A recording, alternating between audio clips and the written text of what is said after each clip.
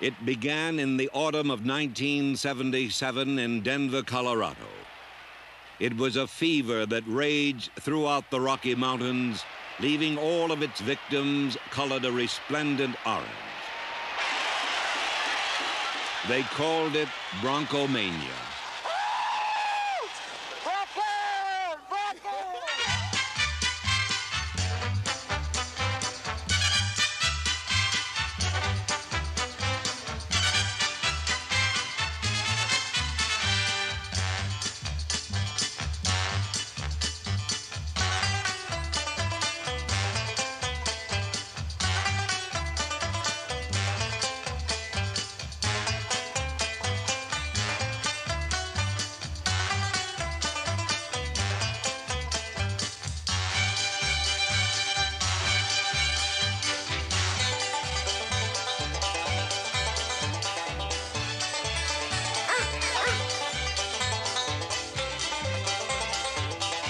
After 18 years, the loyal, long-suffering fans of the Denver Broncos finally had something to cheer about. The fans respond. Listen to this crowd. The Broncos on the field. It is over.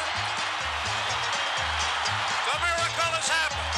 The Broncos are going to the Super Bowl.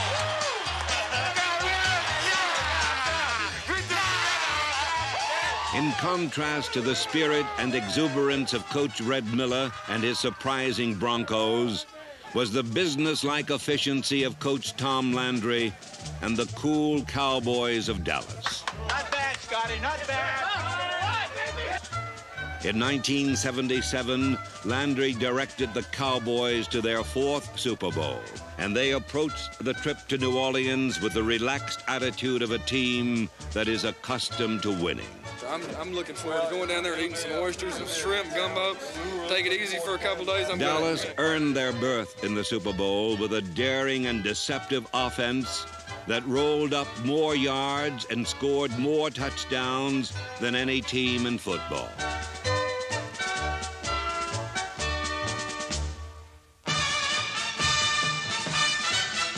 Their hard-charging defense led the National Conference in quarterback sacks and was so devastating in its execution that it became known as the Doomsday Machine. Matched against this savage skill and strength would be the heart and hustle of the Denver Broncos, who left for New Orleans hoping to fulfill the prophecy of their frenzied fans with a victory in the Superdome.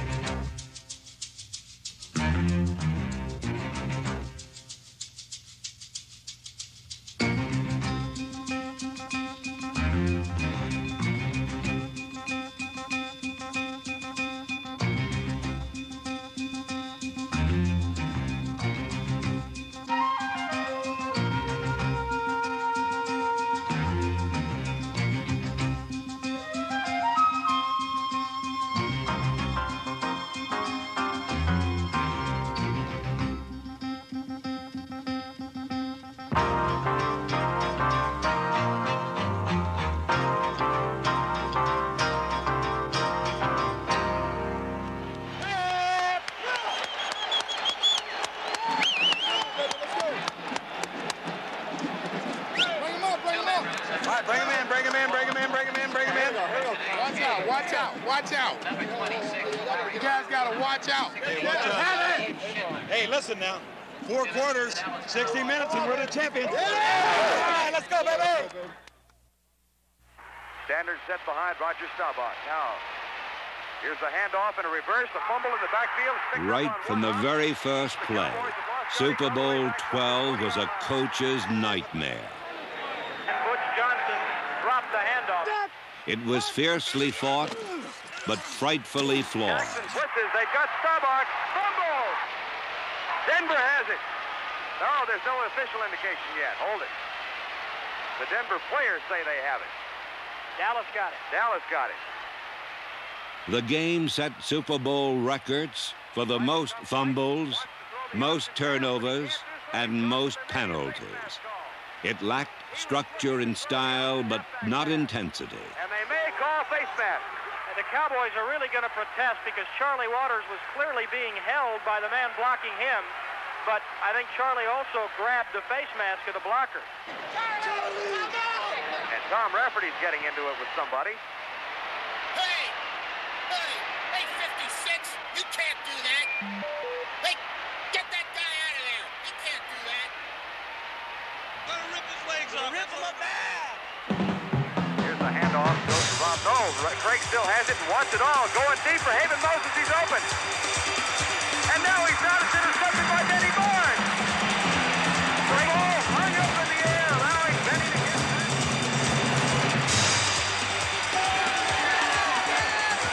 Staubach flips to the left side, fires deep for Dupree at the 10. Billy Joe fumbles the ball. It is recovered down at the 15-yard line by the Broncos. And now what an emotional game. Now it's swinging back the other way. Morton play action, back to pass. Fires it out and it's intercepted again. Mark Washington to the 40, to the 50. Down the I'll tell you why that ball was intercepted, because Ed Jones was all over Craig Morton like ugly on an ape, as they used to say when I was in school. The interceptions and fumbles punctuated a drama dominated by two but equal in effect.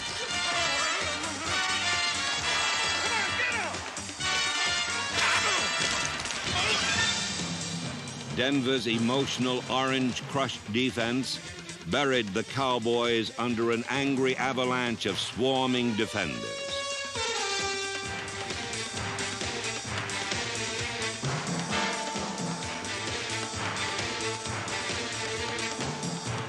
While the Orange Crush performed as a group, Dallas's doomsday defense was a series of splendid solos. Number 54, defensive tackle Randy White. Defensive end number 72, Ed Jones.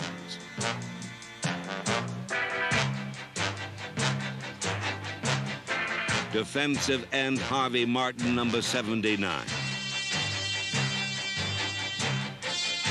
While Dallas went after Craig Morton with its front four, Denver used its linebackers to lead the assault on Roger Staubach. The Bronco linebackers disrupted the Dallas offense with a daring variety of blitzes, and Staubach was sacked 4 times in the first half.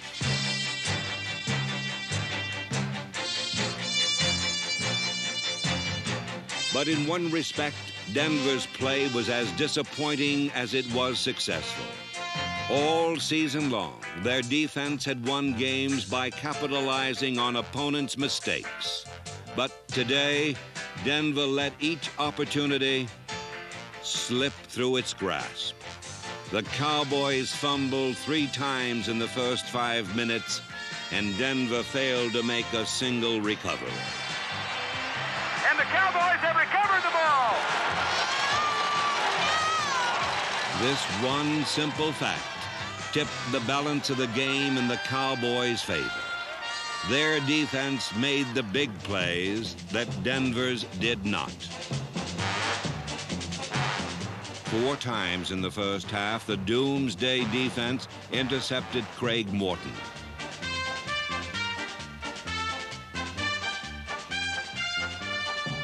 Denver's offense passed out gifts like a department store Santa Claus, and the hustling Cowboys gleefully scooped up the goodies.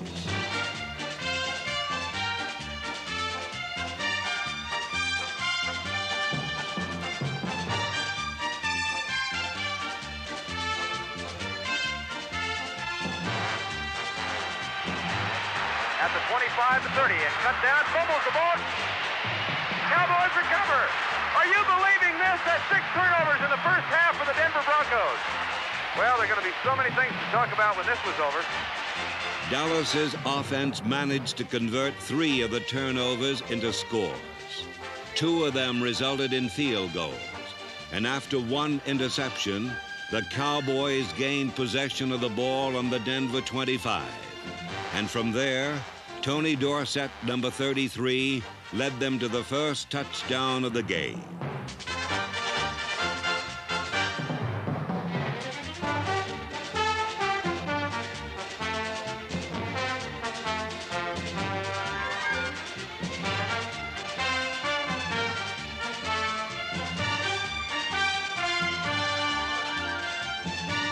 At the end of a bizarre and brutal first half, Dallas led 13-0.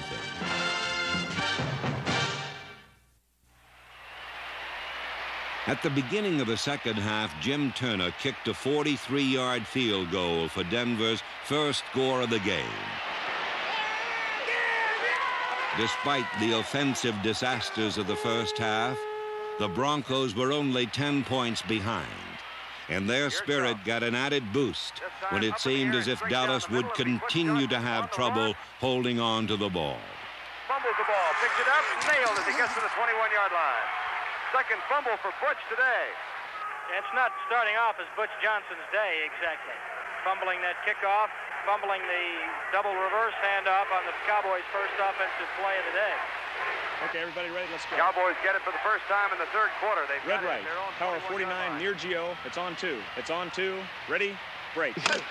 Johnson's fumble was just an unpleasant reminder of the chaotic first half, and it was soon forgotten as all the parts of Tom Landry's intricate offense began to function in their prescribed pattern.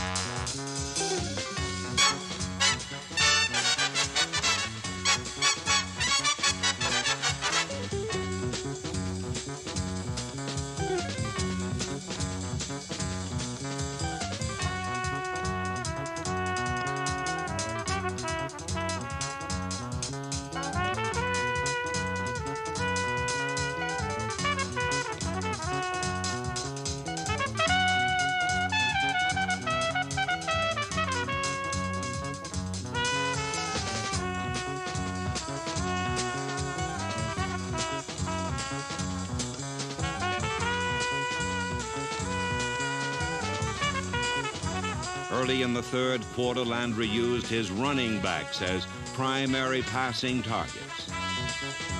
When Denver's linebackers finally closed down on this maneuver, Landry then instructed Staubach to use the running backs as blockers instead of receivers.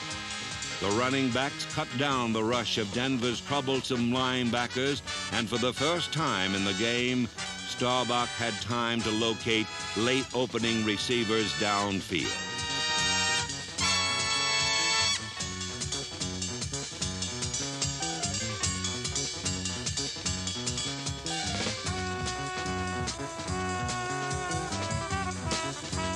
The Cowboys' fast action shotgun blasted open holes in Denver's defense, then demolished it with one booming bullseye. A three-man rush again. Roger goes deep across the middle. Way downfield, and Butch Johnson caught. Touchdown! A sensational diving catch by Butch Johnson, the Cowboys' second-year wide receiver. Take back everything we said about Butch not having a big day. He's fumbled it a couple times, but I'll tell you what, people talk about the greatest catch ever in a Super Bowl, and they talk about some that Lynn Swann made against Dallas 2 years ago.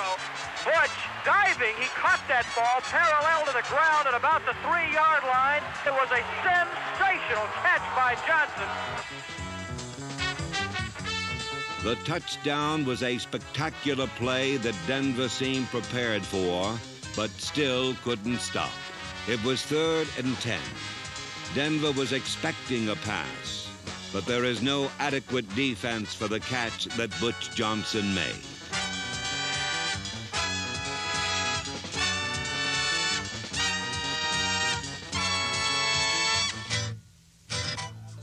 The Broncos trail by 17 points, and they seem to be treading water, too buoyant with spirit and defense to sink, but too empty of offense to move.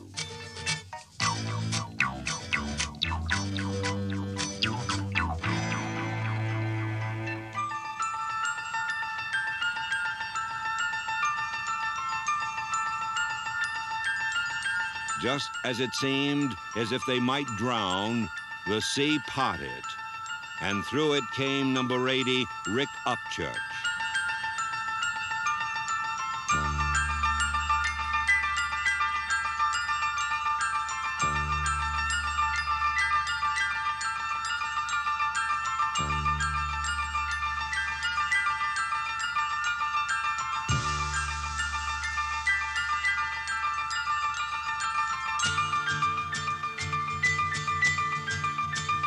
Desperate for some offense, Red Miller replaced the battered Craig Morton with Norris Weiss, number 14, a younger and more mobile quarterback.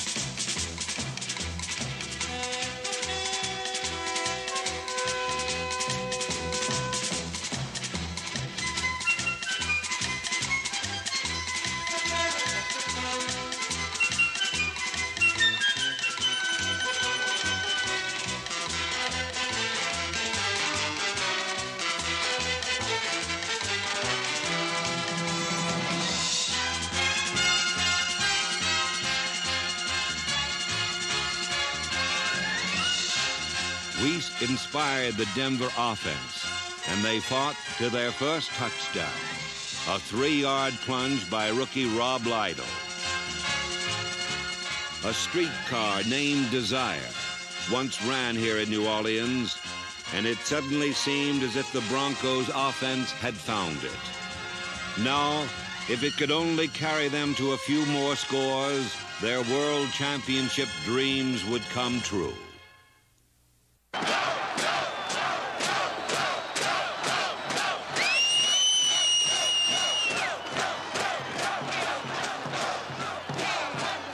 As the fourth period began, Denver's determined offense still needed more restoration work from Norris Weiss. What it got instead was a demolition job from the Doomsday defense.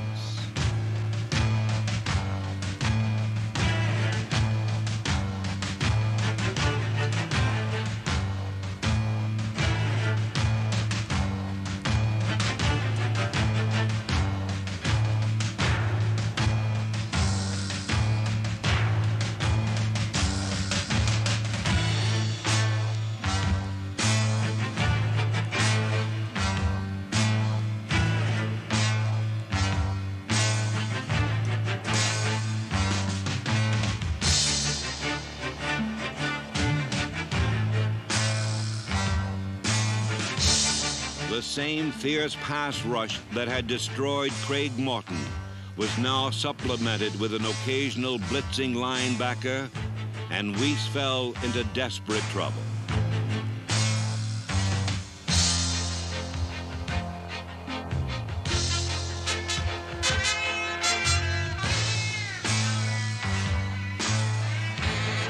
Weiss 5 yards back, has the snap. Here comes the rush. He's up in the pocket. He is buried, fumbled the ball. There's a chase for it, and the Cowboys have recovered. Dallas has the ball at the 30-yard line. That is the 8th turnover by the Denver Broncos this afternoon.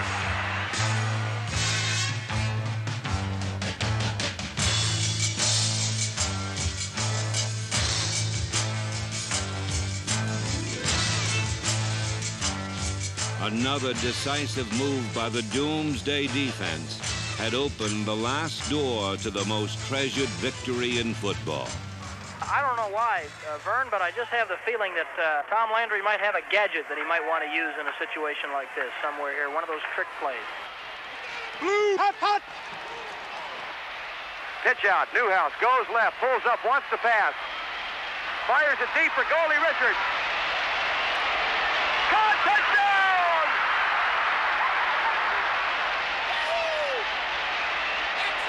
Robert Newhouse is being mobbed by John Fitzgerald. Thomas Henderson Pearson, Preston Pearson, Jay Seldy, Burton Mullis.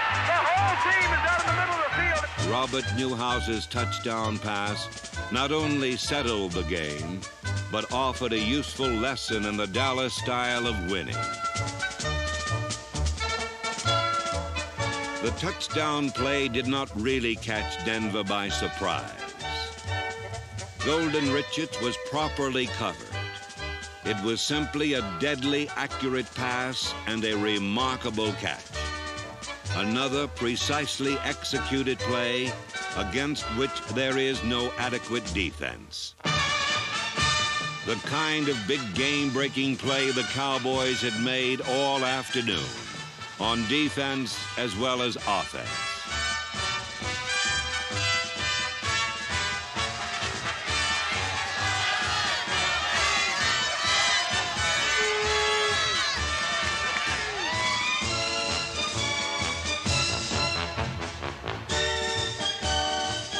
Perhaps the best explanation of Super Bowl XII came from Denver's Jim Turner. We were out there thinking about winning, he said, and they were out there thinking about football. The man doing all the thinking was Tom Landry, who once again delivered an entertaining lesson in winning football. In Super Bowl XII, it was a lesson on how a superbly conditioned team of eager athletes can pry open a tough, hard-hitting game and extract from it the stuff of victory. Hey!